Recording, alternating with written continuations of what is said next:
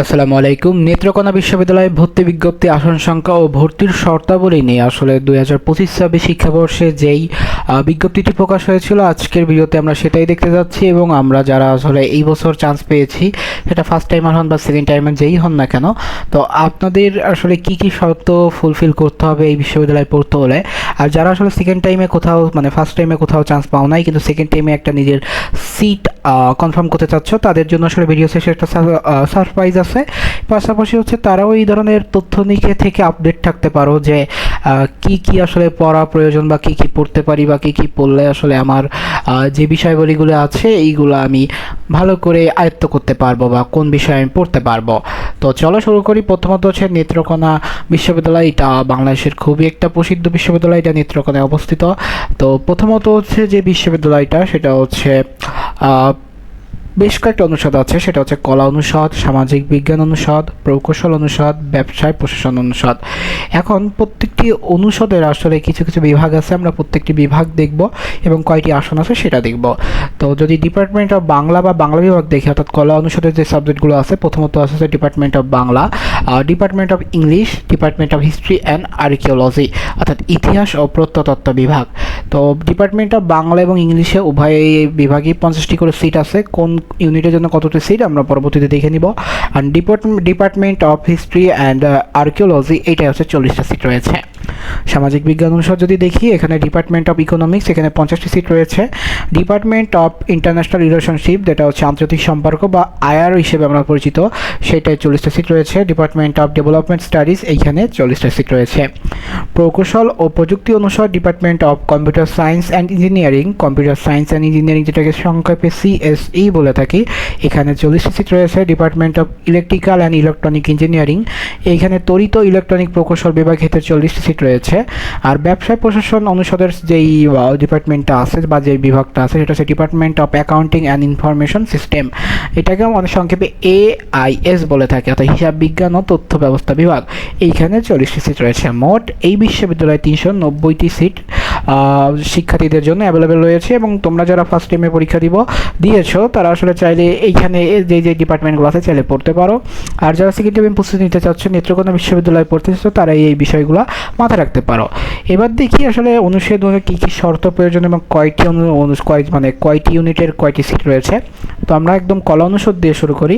বাংলা বিভাগে পড়তে হলে যে বিষয়ভিত্তিক ন্যূনতম যোগ্যতা, জিএসটি গুচ্ছভুক্ত যে কোনো ইউনিটের ভর্তি পরীক্ষায় উত্তীর্ণ শিক্ষার্থীরা এখানে আবেদন করতে পারবে।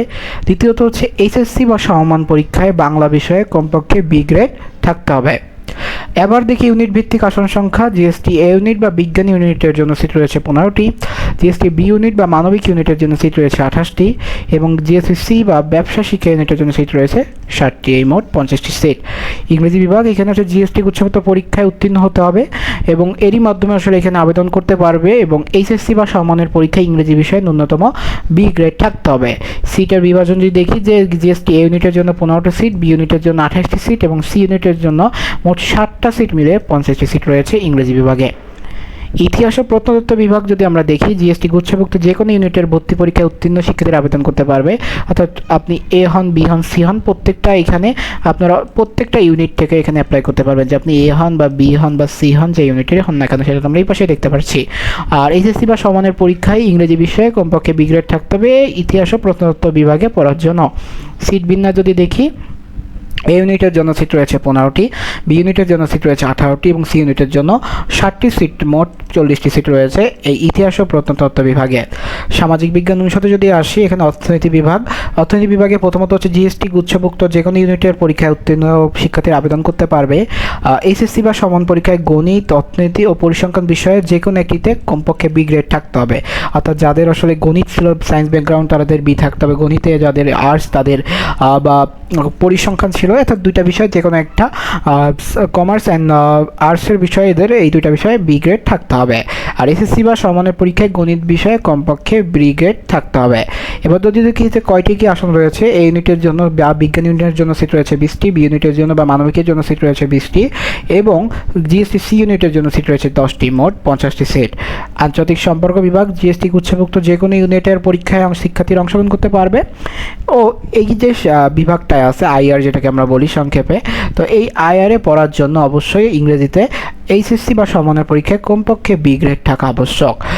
এখানে সিট বিভাজন যদি দেখি যে জিএসটি এ বিজ্ঞান ইউনিটের সিট রয়েছে 15টি, জিএসটি বি অর্থাৎ মানবিক ইউনিটের জন্য সিট রয়েছে 18টি এবং জিএসটি সি বা ব্যবসা শিক্ষা ইউনিটের জন্য সিট রয়েছে 60টি, মোট 40টি আসন রয়েছে।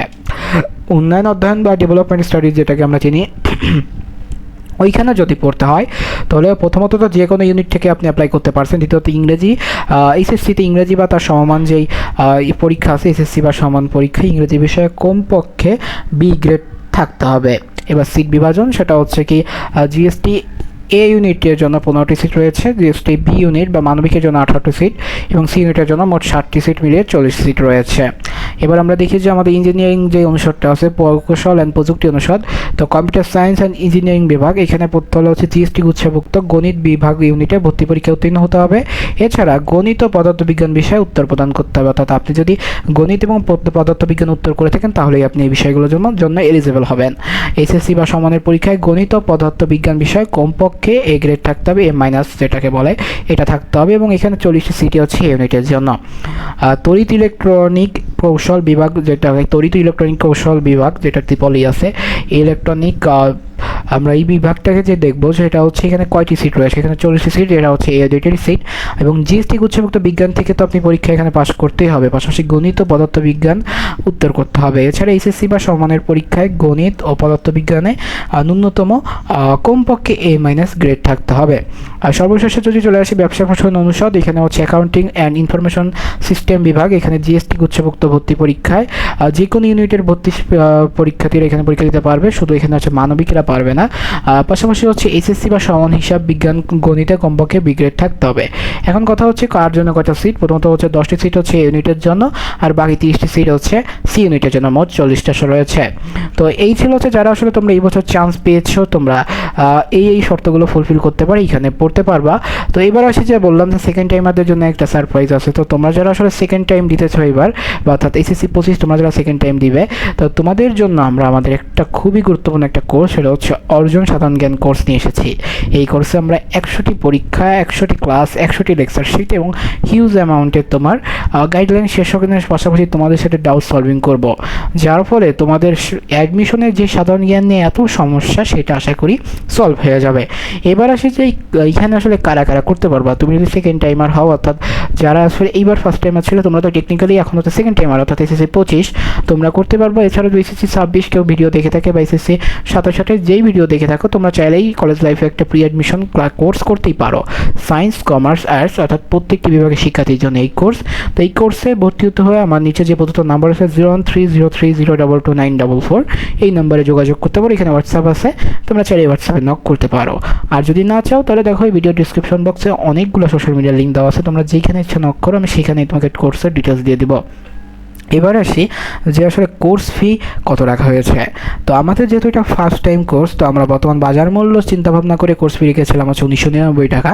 কিন্তু বিশেষ করে আসলে তোমাদের সাথে যে আন্তরিকতার সম্পর্ক, সেখান থেকে আমরা চাচ্ছিলাম যে আমাদের প্রথম কোর্সে আসলে তোমাদের সর্বোচ্চ সংখ্যা যুক্ত করার জন্য, যার ফলে 50% ছাড় দিয়ে মাত্র 999 টাকায় আমরা কোর্সে ভর্তি চালাচ্ছি এবং প্রথম 100 জনের জন্য বিশেষ অফার 499 টাকা। তো ক্লাস শুরু হয়ে গেছে 10 মে হতে, তোমরা চাইলে দ্রুতই ক্লাসে আপডেটগুলো দেখে নিতে পারো এবং দ্রুতই ভর্তি হয়ে যেতে পারো। ক্লাসটা সম্পূর্ণ সিক্রেট গ্রুপ হচ্ছে, তো চাইলে তোমরা দেখো চ্যানেলে 2-1টা ডেমো ক্লাস হয়তো দেওয়া থাকবে, তোমরা ওইখানে দেখে ক্লাসে ভর্তি হয়ে যেতে পারো। তো দেখা হচ্ছে পরবর্তী কোনো ভিডিওতে। সে অবধি সুস্থ থাকো, সুন্দর থাকো, পড়াশোনার সাথে থাকতে থাকো। দেখা হচ্ছে সাধারণ জ্ঞানের কোর্সের ক্লাসে। আসসালামু আলাইকুম।